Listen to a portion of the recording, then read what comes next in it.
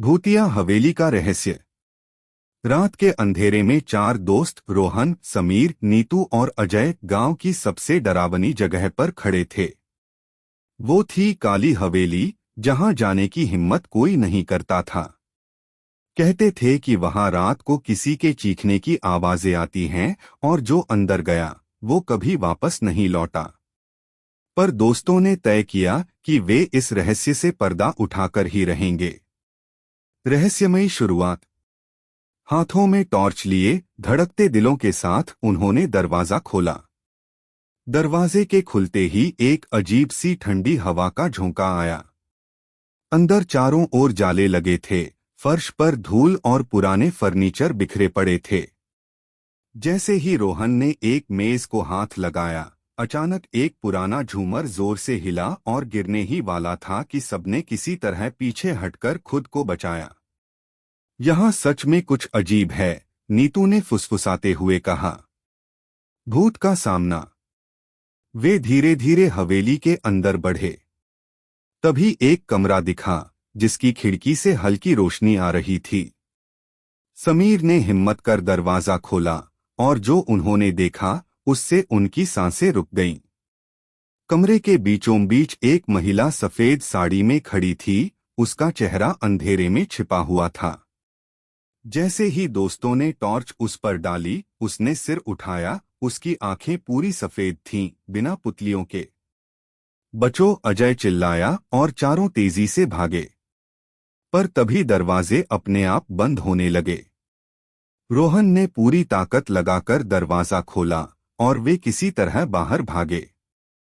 लेकिन नीतू वहीं रुक गई थी। नीतू कहाँ गई? नीतू को खोजने के लिए तीनों दोबारा अंदर गए। इस बार हवेली और भी डरावनी लग रही थी।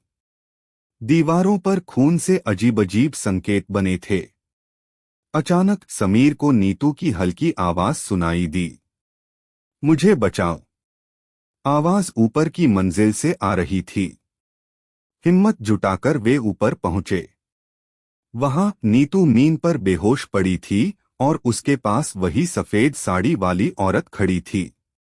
तुम लोग यहां से चले जाओ, वरना तुम भी नीतू की तरह हो जाओगे, औरत की आवाज डरावनी और गूंजती हुई थी।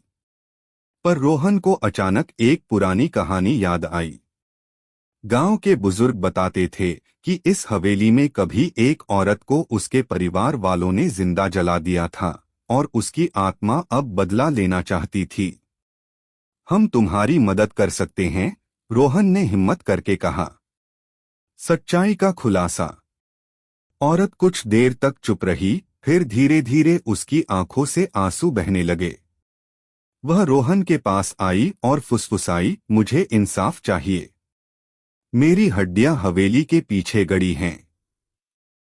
जब तक उन्हें जलाया नहीं जाएगा, मैं मुक्ति नहीं पा सकती। दोस्तों ने हिम्मत करके अगले दिन गांव वालों को इकट्ठा किया और हवेली के पीछे खुदाई की। सच में वहां से कुछ हड्डियां निकलीं। उन्होंने विधिपूर्वक उनका अंतिम संस्कार किया। जैसे ही चिता जली, हवेली के अंदर से एक तेज चीख सुनाई दी और फिर सब कुछ शांत हो गया।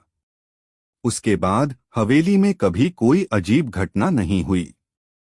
चारों दोस्तों ने एक रहस्य सुलझा दिया था, पर वो रात उनकी जिंदगी की सबसे डरावनी रात थी, एक ऐसी रात जिसे वे कभी नहीं भूल सकते थे।